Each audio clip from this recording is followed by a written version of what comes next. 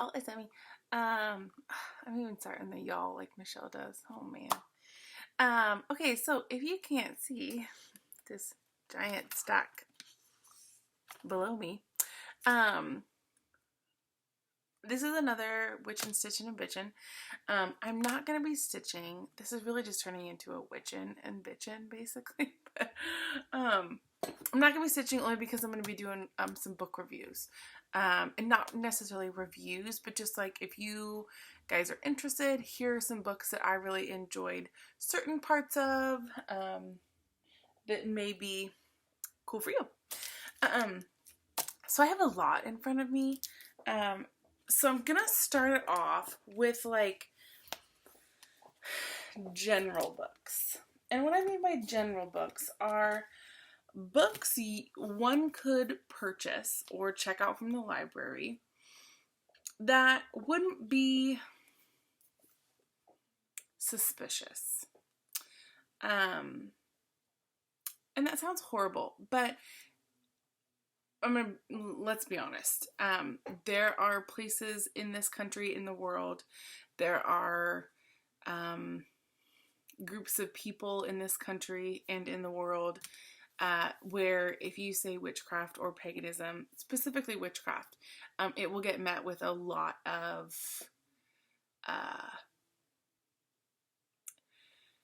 hate. I guess that's kind of the easiest way to say it.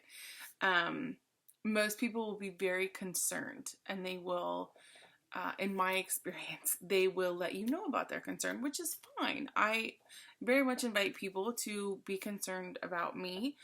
My hope, though, is that they know the kind of person that I am, know that there's nothing, like to worry about. But anyways, that's a whole nother video.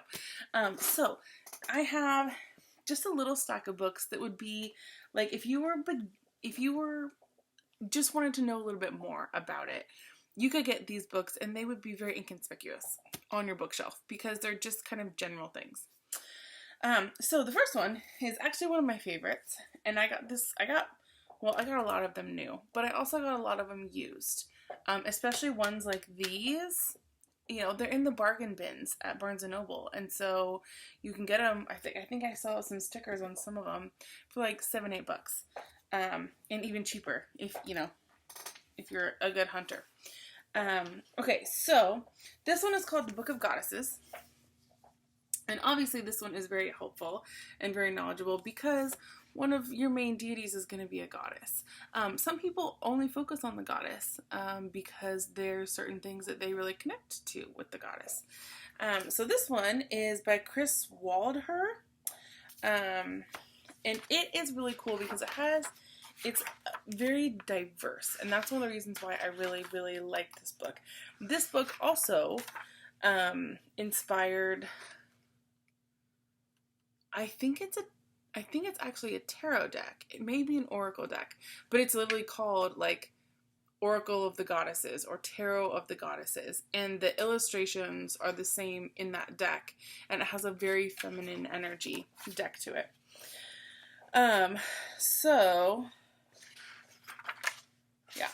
So it has goddesses from China, Japan, Egypt, Welsh, Roman, Indian,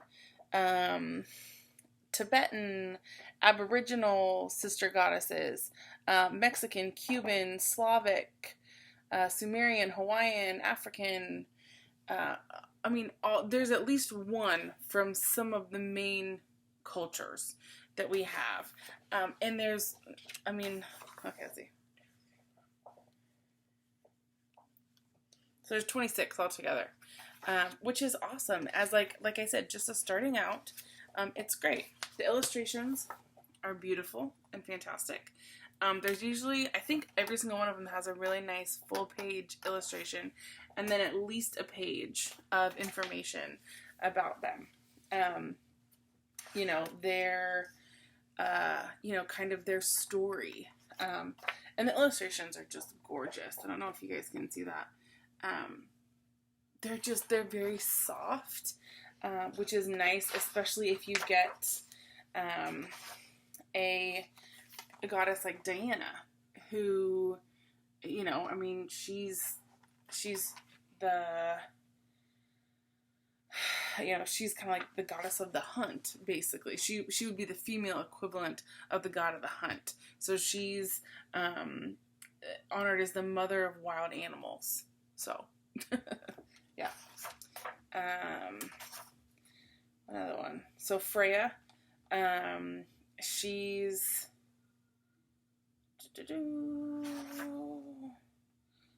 Guinevere again. Like they're just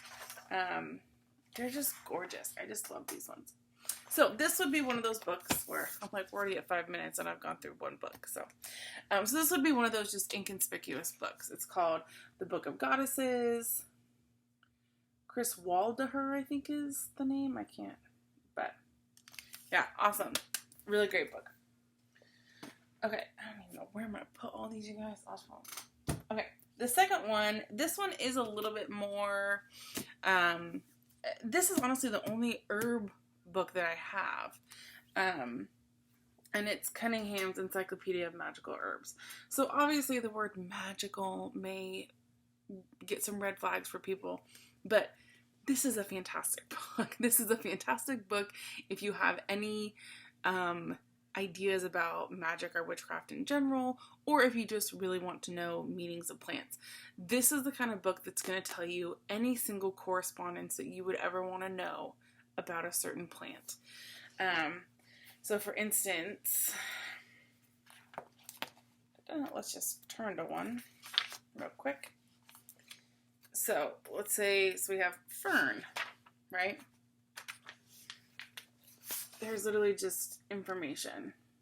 There's usually a picture and then just information about each different plant. And there's things like what planet it corresponds with, what element, what deity, what powers, it would give you. So for instance, like a fern, it can correspond to like rain if you're in a drought and you need like the creation of rain, protection, luck, riches, eternal youth, health. There's all kinds of, and that's for, I don't even know how many there are. Let me see if it actually like says something. Probably not. So there is, let's see, 241 pages of just herbs. And then there's a whole like 20-page part 1, which is like the basics of plants. So the powers of herbs, spells and different procedures you can do with herbs, magical ways to use them, and then magical intentions. And there's, it's fantastic. So this is a great book if you're, like I said, if you're not afraid of the word magical and you're not afraid of someone seeing the word magical and freaking out, then this will be a great starter book to get to, because it's just good stuff to know anyways. It's good information. Okay, another one that is completely inconspicuous is the Crystal Handbook. So crystals and stones are definitely used in any magical use, any magical use. They're used in any magical working for the most part, because they are gonna kind of they hold your energy. And so they help you put your intention and put your energy into something, because they're charged with your energy. So this is a great one because this actually has color photographs, not just pictures, of the stones and then information about them. And it goes through like the different kinds of stones. So this is a great one. Again, with all of the like mindfulness, meditation, crystal stuff going on, these books are super easy to find. I can't remember where I bought this one, but Cassandra Eason, she's the author of this one. She does a really great job of doing like comprehensive ones. So this is actually separated chapters by color, which is really cool. So I think it's by color. Yeah, by color. So it's like the rainbow. if you can see that at all. But yeah, so another great one. There's a couple of different ones that I have that are mythology. So what are usually in myths and legends? Gods and goddesses. So this book, this is just one of those ones that I got at Barnes & Noble or something it was like in the bargain bin. And this goes over the classical world, Europe, Asia, the Americas, Africa, Oceania, and then kind of like a who's who in mythology. So again, super great little easy book, unless you have a connection to a certain culture. So for instance, I'm Welsh. I'm like over 65 or 70% Welsh. And so I have a few books that I'll show you guys that are specific to like Celtic gods and goddesses and working with those myths and legends, because that's my heritage. And I, have family that still lives there. Unless you have something like that, have some kind of connection, or if you just love a certain culture and absolutely want to learn more about them and, their gods and goddesses and their spirits and all that, any book like this that's just like a general mythology book is going to have a pretty good amount of detail. So these are great. And again, you can find them in the bargain bin, and like, who would be suspicious of mythology, unless you have that one. Next one is same kind of thing, but this is a little bit more focused. So this is Greek legends and stories. So this one basically goes over those different stories. Whoops. I hope you guys can see that. I hope that's not upside or backwards. Anyways, goes over the Olympians, the birth of Apollo and Artemis, the Argonauts and the search for the Golden Fleece, Echo and Narcissus, the story of Oedipus, Daedalus and the first flight, and then, a couple other little ones. But, so again, just stories. The last one, actually, I was actually really excited to find this one. So this is just called Myths and Legends. And I got this at Barnes & Noble. Barnes & Noble actually has a fantastic assortment of these kinds of books in their like sale bargain aisles. They have a ton of all kinds of Myths and Legends book. So this one was awesome because this had different ones. So if you can read that says From Cherokee Dances to Voodoo Trances. So that obviously instantly caught my eye because I was like, that's different than just traditional myths and legends. So, and I was like amazed when I started reading the table of contents in here. So this book literally goes through the ancient Greeks, ancient Romans, the Celts and the British, and then other European mythology, which basically was Norse mythology. I don't know why they just didn't say Norse mythology. So that was part 1, was Europe. Part 2 is Africa and the Middle East. So they go over ancient Egypt, the Middle East, sub-Saharan Africa, and then other African mythology. Part 3 is the Americas. So we have Native American or Native North American mythology, and then other North American and Caribbean myths and legends, and then Mesoamerican mythology, which is a lot of like Incas, Aztecs, all that. Part 4 is Asia and Oceania, so we have India, China, and Japan, and then indigenous Australia, Pacific Island. And then, but this book was awesome because, the illustrations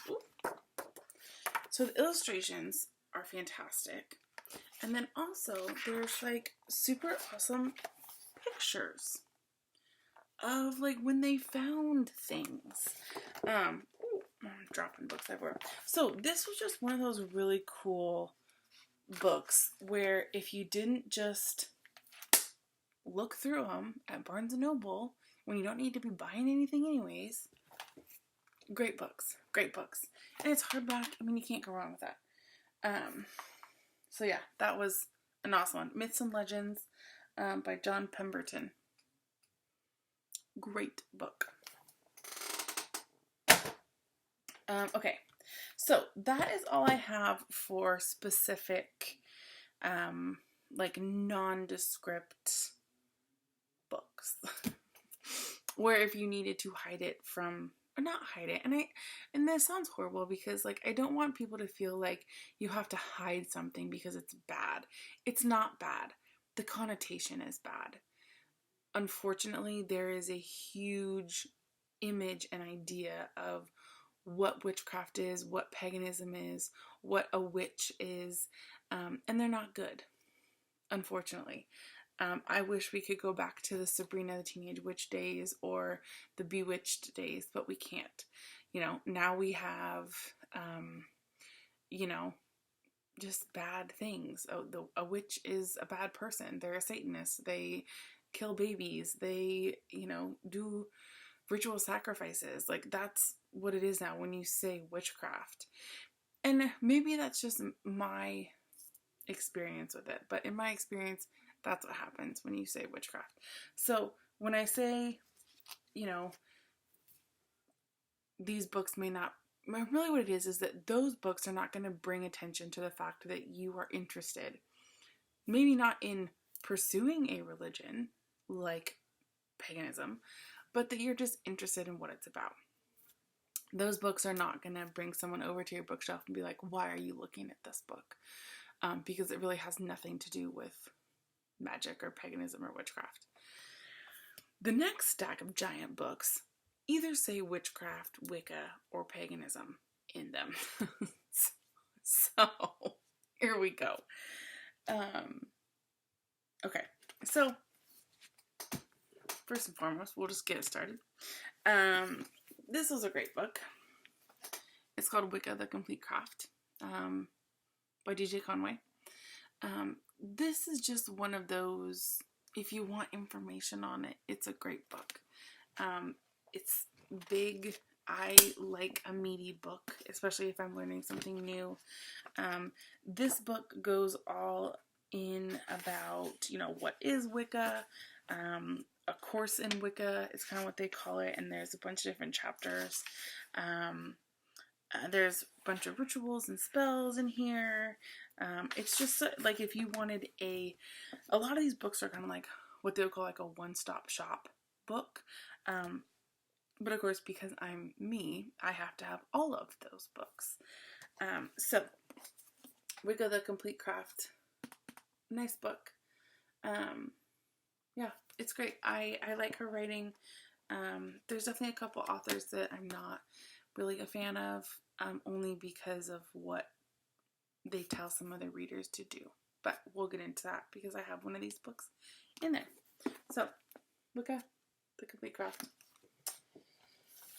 Next one I did find used is called The Wicca Handbook. And it's The Complete Guide to Witchcraft and Magic by Sheena Morgan. And I'm going to be honest with you. This one was a little bit interesting to me, only because she uses the words like real witches and things. And I try to not take that kind of stuff too seriously. So anytime someone says like, oh, you're not a real witch because you don't blah, blah, blah, blah, blah. Whatever. It's a bunch of BS. There's no such thing as a real witch. Just like there's really no such thing as a real Christian. Right? You guys know what I mean. The cool thing about this one is, though, it does have some pictures. But like I said, some of the pictures are just kind of weird. And I say weird because I think it's like, it's the author or her friends or other people who practice with her. And that's about it. So it is nice because there's actual photographs, but like, you know, I mean, it's a pretty picture, but like, this doesn't do anything for me, you know, so, but again, it's a nice book if you need something. I would prefer something like Wicca Complete Craft, from this. I'm gonna move over, because I feel like I'm like always like way over here. So, there we go, that's a little bit better. So, I would prefer this one, but if this is what you have at your library or used books or whatever, it's going to do fine for you. Okay, next one. Let me see. Okay, so the next one is called a Wiccan Bible. Just to be clear, there is no Wiccan Bible. There is no pagan Bible. There is no witch Bible. This was just what they decided to title their book. Basically just meaning this is like an all-encompassing book to help you on your journey. This is a lot of the same stuff as the Complete Craft. It's exploring the mysteries of the craft from birth to Summerland. So Summerland is, I believe, what pagans refer to as their afterlife. So you know how I said in one of my videos that like fairy world was kind of what some witches or pagans believe? People just call it different things. So some people call it Summerland, some people call it Fairyland. It's basically the same thing.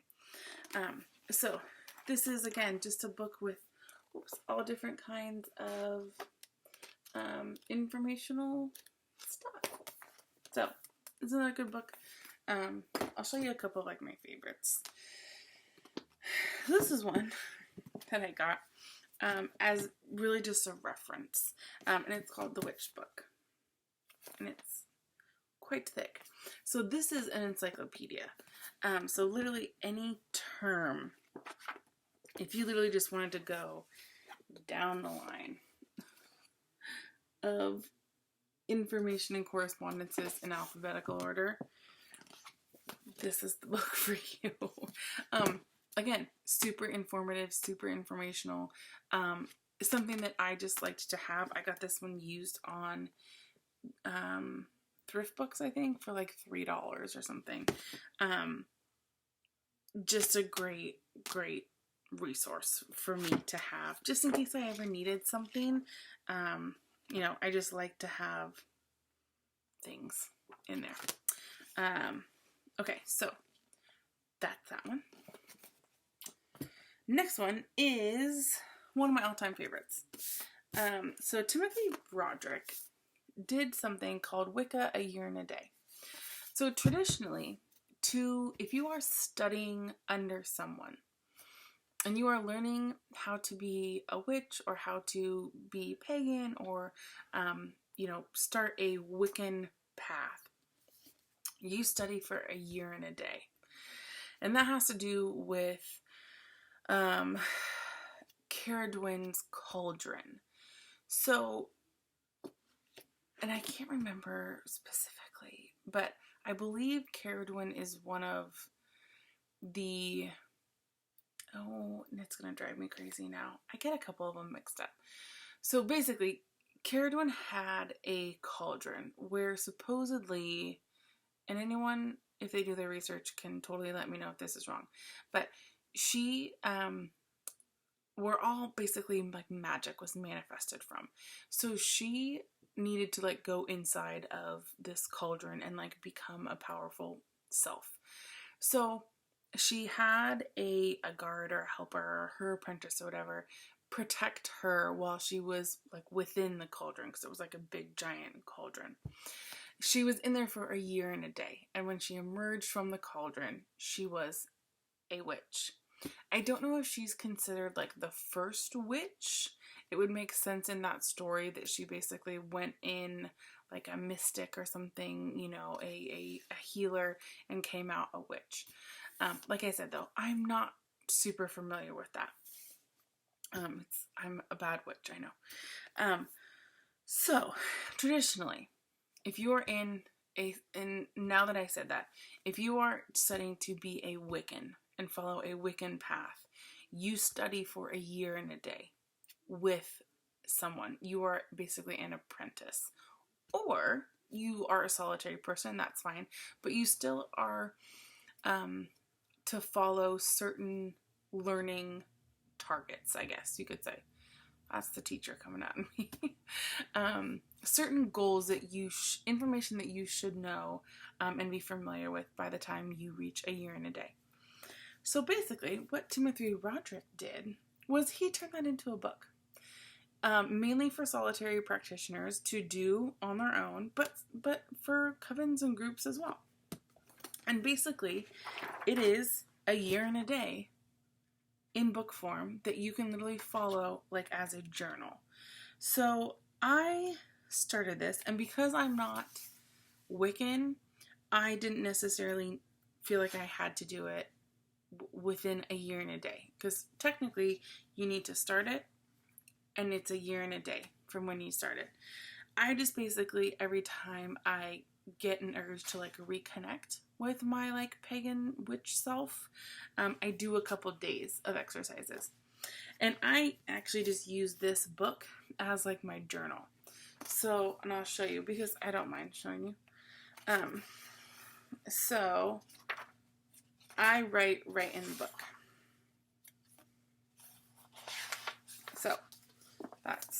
So I write in the margins, I highlight things, I circle, circle, circle. There's even one where you needed to write down a little bit more, so I needed more room, obviously. So I just stapled in some notebook pages. But I use this as, you know, almost like a mini book of shadows, because, and we'll go over that, but, you know, like a mini book of knowledge. And I wanted my thoughts immediately after I read a passage, or if they asked you to like think about blank, I wanted my initial thoughts recorded somewhere. And so I use this as something, and I actually love it. A lot of the exercises are really great. Like, I think the one that I had to use more notebook paper for, he laid out like 10 different words, I think, that were and he wanted you to go over the connotations and what currently the connotations are. So it was like Wicca, witchcraft, power, occult, pagan, ritual, magic, spell, and earth religion. And he wanted you to basically, like, in your own words, what resonates with you? When you hear that word, what do you think of? And so that was really cool, because there were certain words that I was like, oh yeah, that doesn't seem weird to me. And then there were other words where I was like, ooh, that seems kind of dark and mysterious. And so I really love this. So if you have any, I would say out of every single book that I'm going to show you, if you are the least bit interested about Wicca and what it is, get this book. And he actually has another one that's like Wicca, a year and a day again, or something like that he goes into even more detail and like more exercises.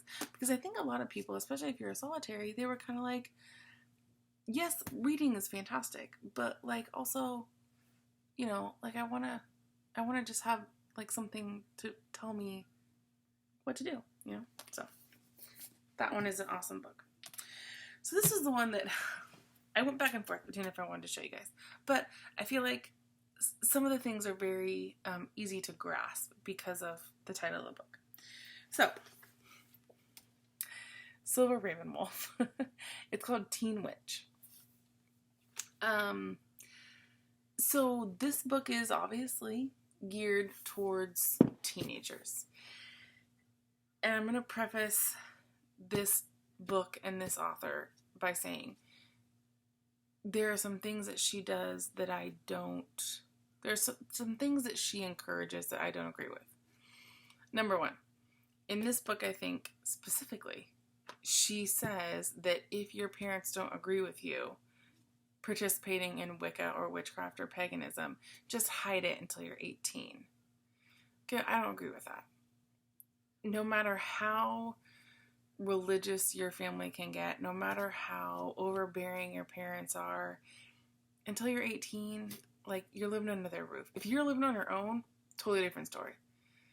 But there is, and maybe that's just like the old school version of me, but like there is that level of like respect that if you know your parents would be offended or outraged or angry even that you were doing something, you probably shouldn't do it until you're living on your own. I don't know if that's just me or if other people feel that way. I know that when I went to go look up this book, a lot of people were kind of like, hey, this is contributing to the idea that witchcraft is bad, and that paganism is bad. Like, please don't do that. We want people to, not be afraid to call themselves a witch or whatever. So that's my only issue with this. That being said, this book, like a lot of them, just has some great correspondences. Songs, poems, rituals, whatever. It's another one that's just, it's a good book. There's, the hard thing is, like, each book like this has little different things. So she goes over, like, symbols, where some of the other books don't really have symbols in them. So it's like, unfortunately for me, I had to buy all these different books because I'm like, ooh, my other books don't cover that. So I had to buy it. So, again, take Silver Ravenwolf with a grain of salt. She has a lot of books out there. She has a lot of, like, witch school books that, if you are starting out, are great. But do not be a one-hit wonder. If I could give you any advice on book buying within the magical, pagan, witchcraft world, do not read one author and one author only. Get a vast variety, and build your library with tons of different authors, tons of different subjects, and it's going to benefit you in the long run. Okay, next one I already went over, but it's another great book if you're just interested in any, rituals, seasons, all that kind of stuff. The Wiccan Year goes over all the holidays, all the Sabbats, Espets, equinoxes, solstices, all that jazz. And like I said in the other video, it gives you a pretty good idea of why that was a holiday, why that was celebrated. This is another cute one. It's The Magical Household. And this one is basically all about bringing magic into your home in everyday things that you do. So there's a lot about,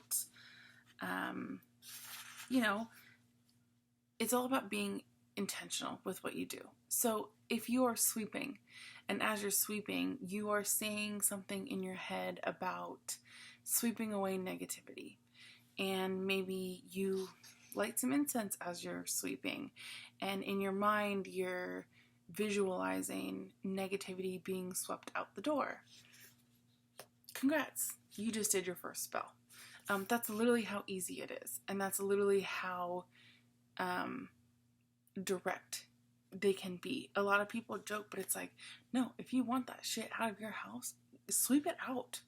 Like, pretend that you're not pretend, but imagine and visualize that every little piece of negativity that you have in your brain, in your mind, it's giving you anxiety about it, is stuck to a little dust bunny or stuck to a piece of your pet's hair that you are sweeping out the door, or sweeping into the dustpan, scooping it up and throwing it away. If you do that with intention, right? If you do that because this is what you're doing, that's a spell. That's literally all a spell is. It is doing something with intention to get a certain outcome. Plain Jane, that's what it is. Hi, baby. I know they can't see. Oh, yes, they can see you. Hi, Tintin. So this one's really cute. It's all about doing that kind of stuff in your home. I haven't read through this one, but I picked up because it was the last one, and I was like, I need to get that because it's adorable. Sometimes I just love these titles. How to Become a Witch.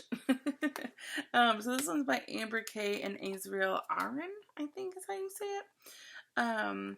This one I actually really liked because it was pretty straightforward. This shows you how old this one is. This was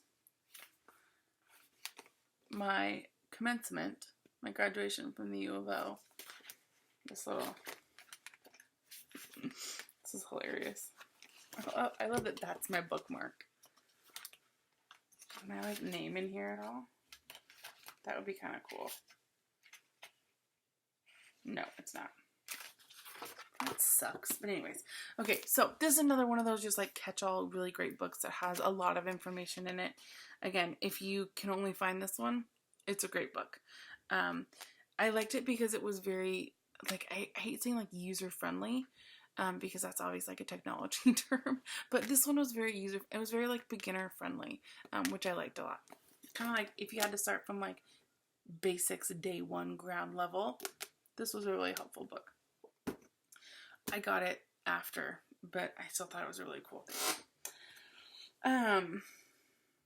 Okay, if you are interested in the beliefs and practices of Wicca specifically, this is a book that's called Wiccan Beliefs and Practices, and it is a collection of books, prayers, rituals from solitary witches and from covens, which is a group of Wiccans. So that's literally all this book is. It's just a collection of stuff. And at the time when I wasn't writing my own spells and rituals, I needed a little bit of help. So I got a couple of these different books to do that with. This was another really great one. It was Solitary Wicca for Life. This is one of those books that is... So after you get your feet wet and the shiny sparkle rubs off, and I say that like lovingly, the shiny sparkle of this is new and it's like a new shiny toy.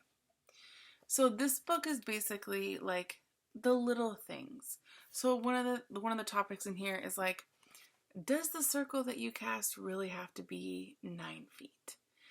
Does the blah blah blah, you know, kind of the things where it's like, okay, so you've immersed yourself in paganism and witchcraft and, you know, Wicca or whatever, and you're, you know, a year, 2, 3 years into it, do you really have to be super ceremonial about things? Do you, you know, those kind of questions. That's basically what this book goes over. How to do Wicca, witchcraft, paganism, so that you continue to do it throughout your life. And you don't just stop doing it because it's too much. That I think is the biggest thing, is people go like hardcore, all out, and then they get burnt out on it because they're like, oh my gosh, I have to do a spell. I have to set aside 2 whole days. And it's like, no. You do not have to do that. Sure, you can. And there are people who 100% do. But you don't have to. Like I said earlier about the sweeping negativity out the door, that's a legit spell that's in a book that I have.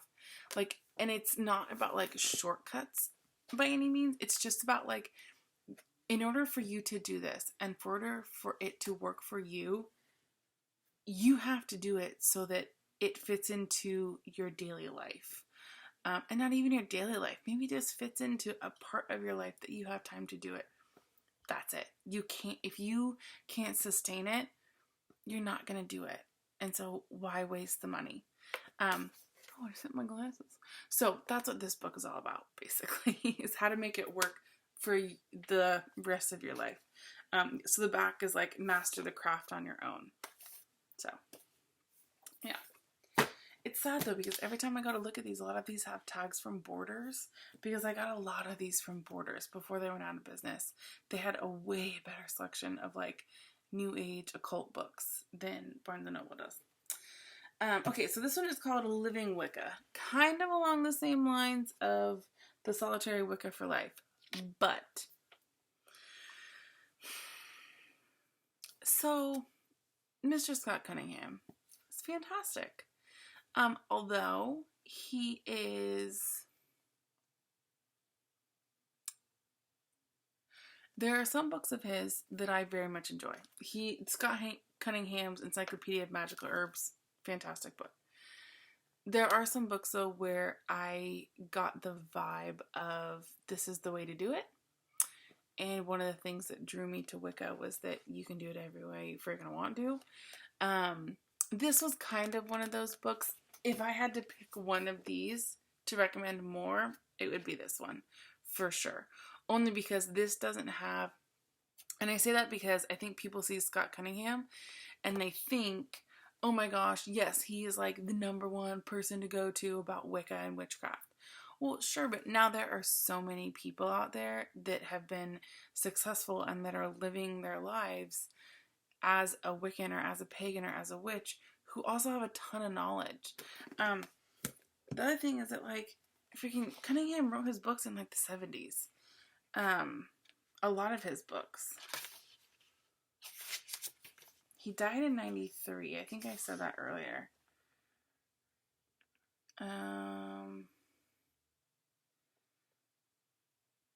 So I think he wrote this in 90. Well, no, I guess it says.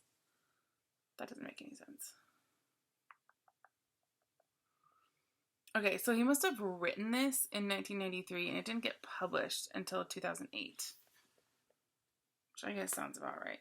But anyways, so, I mean, it's a good book. Like, if this is what you have, it's a great book because there's a lot of information.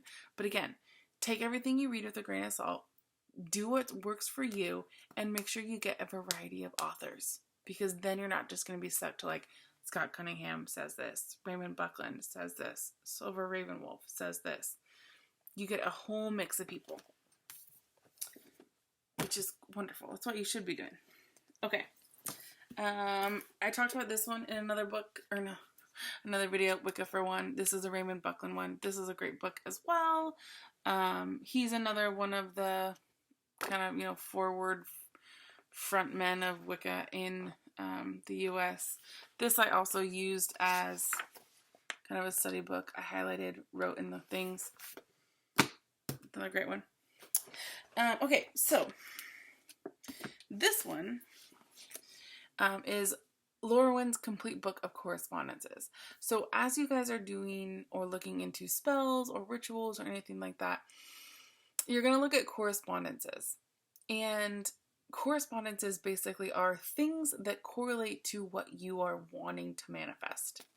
So this book is basically a big book of crystals, rocks, herbs, incense, colors, candles, plants, days of the week, phases of the moon, months of the year. And what else? Divination techniques, gods and goddesses, what else? Animals, deities, astrological stuff, plants, miscellaneous, so elements, directions, energy, chakras, numbers, runes, times of day, seasons. I mean, tons of things. That if you are looking for a specific thing. So, for instance, let's look at... We already did that one. Let's go to Animal Kingdom. There we go. So, if I saw a mockingbird, and maybe I've seen it a couple times in my life, and it's one of those, like, you know what? I think that's more than just like a coincidence.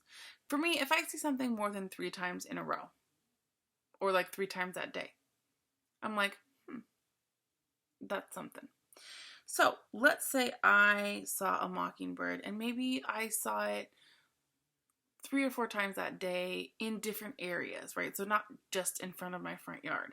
Maybe I saw it on my way to work and while I was getting coffee and when I was on my way to get dinner. Like maybe I saw 3 different mockingbirds at 3 different places or whatever. So I would then go to this book and look up mockingbird and see what it means. So the direction is south, which is a fire sign, or which is fire. And so the issues, intentions, and powers of a mockingbird are communication, courage, overcoming fear, fidelity, harmony, imagination, intelligence, knowledge through an experience, marriage, power of your voice specifically, and respect. So maybe something in my life was culminating, or that was something that I needed to have a representation of in my life. So maybe there was something that was confusing to me at work, or there was a miscommunication. Maybe seeing a mockingbird would mean that relatively soon that issue is going to be fixed or resolved. Also, if you wanted to do something specifically to help along a miscommunication that you needed to set straight, overcoming a fear of something, I could look and say, oh, a mockingbird, that's a representation of blank. I'm going to find something that represents a mockingbird. Whether I draw a picture of it, whether I find a mockingbird feather, whether I listen to a mockingbird sing, I mean, anything like that. That's what a correspondence is. And this is the complete book of correspondences by Llewellyn, who is a great publisher of magic books, and pagan books and witchy books. So, great book. The next three are specifically books that I have got because of my heritage. So, this book actually I thought was fantastic, and this is the most recent book that I've purchased, I think. I don't know. Celtic Myth and Magic.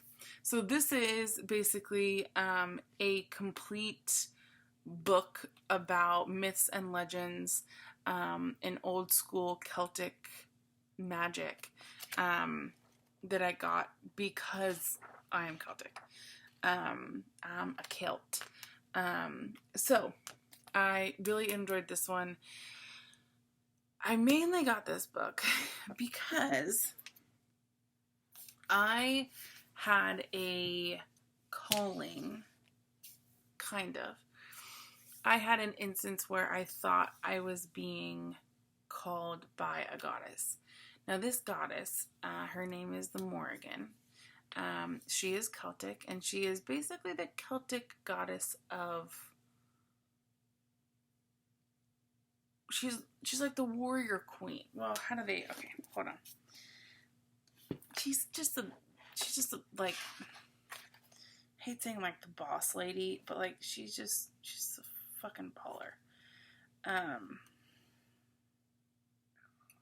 Okay. No. Come on. Get to it. Let's go. No, we just went over the Wheel of the Year. Oh my gosh. Okay, sorry. This is taking forever. There we go.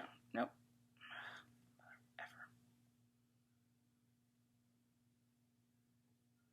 Dun, dun, dun. There we go. Okay.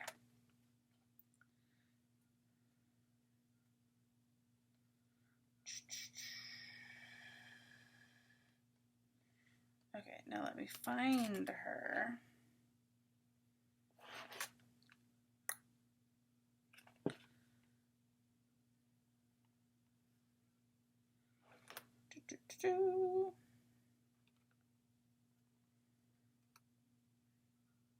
Different from Morgan Le Fay. Just thought I'd put that out there right now. There we go. Okay. Alright. The Phantom Queen. That's what she was referred to. Sorry.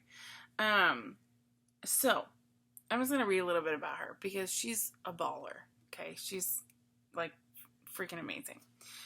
So in myth, also the Morrigu, which is how it's spelled. It's probably not how it's pronounced, I swear. She's a triple goddess made up of the three crone goddesses of war, battle, death, and destruction. They were Bod, Macha, and Neamain. That's not how you say them. That's not how you pronounce them, I guarantee you. But that's what it looks like in the book. So their collective name means the Phantom Queen. So she had three aspects that she was created from. The Celts believed as they engaged in battle, the Morrigan flew shrieking overhead, often in the form of a carrion crow or a raven, calling upon a host of slain soldiers in a macabre spectral dance. When the battle ended, the soldiers would leave the field until dawn so the Morrigan could claim their trophies of heads, known as the Morrigan's acorn crop. So, many Celtic folk songs and nursery rhymes refer to 3 black birds or ravens, which is how their legends were safely disguised and preserved during times of persecution. So, in magic, in a witchcraft and a pagan way, she is known to call upon people that she believes are warriors, that will serve her in battle. Sometimes people literally are soldiers and they are overseas in war or whatever, and the Morrigan calls to them. For me, I'm sorry this is about to get a little political. For me, it was right around the time of the election and a little bit before that when I felt that she was calling to me. And basically what happened is that I, for about 4 or 5 days straight, woke up to a murder of crows on my front lawn. We're talking 6 or 7 of them just hanging out on my front lawn, in my bushes, in my trees, on my car, on my lawn, for 4 or 5 days. And at first I was like, oh, cool, I love ravens. And then I did oh, maybe this means something. Again, got out my book of correspondences and was like, So as I was reading, everything that said ravens or crows led back to the Morrigan. And I'm going to be honest with you, I was a little bit scared because the Morrigan is someone that you have so much respect for because of what she encompasses, but also is so intimidating that you don't even want to go there. She demands a lot from anyone who she calls to. You are fighting a battle, whatever that battle may be. And at first I was kind of I don't really know any battles, but then all this stuff kind of was coming out about, women's rights and gay rights and people of color, and there was just a lot of stuff going on that I was very passionate about. And so I had kind of this, okay, maybe this is what she's talking about. Maybe this is my calling of I need to be proactive and I need to advocate for people who can't advocate for themselves. And so I kind of started down that path. But as I was kind of realizing this, I also started to see a little bit of her presence in my life dissipate. Which, I'm going to be honest with you, I was a little bit glad because I was I don't know if I can handle this right now. Because she's intense. The other thing was that they said that a lot of the people that I had read up on and that had shared their stories about the Morrigan said that she comes to you in a nightmare. And that's how she first connects with you, on that kind of level. And I hadn't had any nightmares. And I hadn't had any really intense feelings of that she was calling to me. But I have no doubt in my mind that she's there and maybe I should spend a little bit more time with her and see if she needs me. So I ordered a couple of different books that were more about connecting with her. She is considered a dark goddess. Obviously, she is the 3 goddesses of war, battle, death, and destruction. So not happy things, but necessary things for life to continue, right? Death is inevitable. And so I ordered a couple books, and I'm actually really glad I did because I was very nervous about tapping into any dark sides of things. Mainly because I didn't know what they were.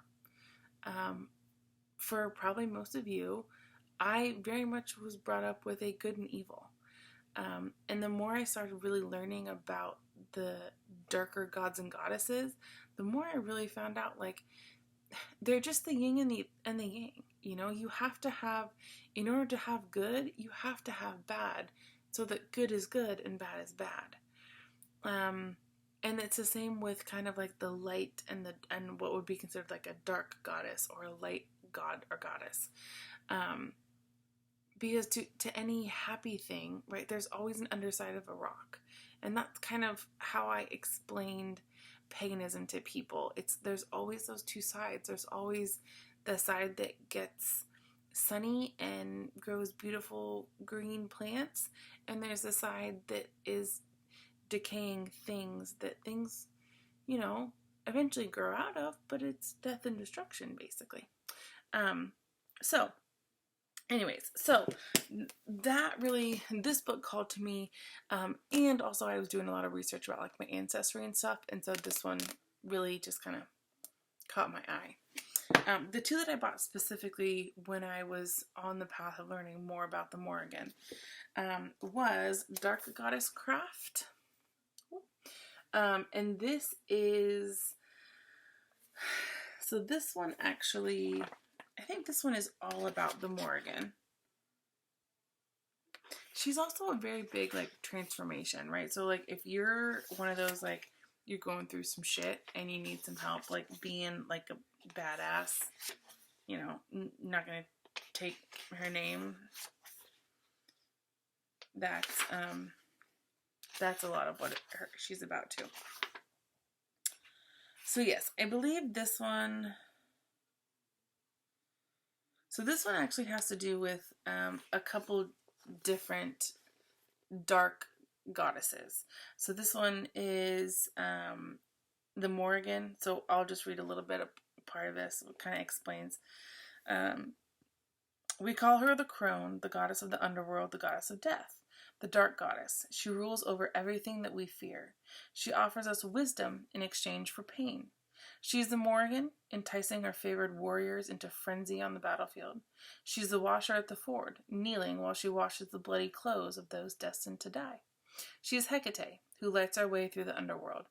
She is a terrifying Kali, who dances with abandon on the corpses of her enemies, wearing their severed heads as ornamentation. Yeah, so this book is basically all about connecting with any of those goddesses. And again, it's one of those things that's like, this doesn't mean that you're going to go kill people.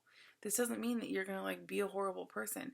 This just means that you are able to tap into the other side of living, which is the dark, right? All of these goddesses that are in here, the main ones that are in here, focus on things that we fear. So, this book is a book that I would recommend if you are wanting a true transformation in your life. Because every single one of these goddesses is completely about transformation. And basically going through all of that shit and all of that fear that you experience, that is coming, that is whatever, and coming out the other side more knowledgeable, more experienced, and ready basically for anything. So that's what this is about. And it's a good read. Even if you don't feel a connection to any of these goddesses, it's good information, right? So that's that one. The other one was specific Celtic spell and lore of the dark goddess. So this one is specifically about the Morrigan, and it's a pretty thick book. But I got this one just to know more about her, and to know what I needed. So many books, you guys. And of course, we're almost an hour. So if you have any questions, please let me know. Any comments? I wanted to do this I wanted to do this video before I got into like the tools and more things about witchcraft, because I wanted people to be able to explore on their own, and investigate and research on their own if they so choose. Again, I'm not doing this in a hope to convert people to paganism. I want people to be educated and informed correctly. And so that's why I'm doing this. So anyways, I hope you guys have a super great day. Let me get to where I'm going. And I hope that this has been helpful for anyone who was interested. Next time I will be stitching, hopefully. Every time I try to do this, though, I'm always like, oh yeah, I can't stitch. I have to use my hands and I have to look at books and all that kind of stuff. But eventually, when I just start talking about things, I will be able to get back to actually stitching. And I haven't stitched in forever, and it's really like weighing on me. So anyways, I hope you guys have a fantastic rest of your day whenever you're watching this.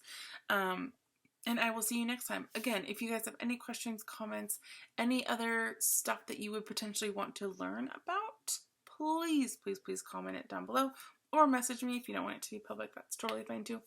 But anyways, I will see you guys next time. And yeah, okay, bye guys.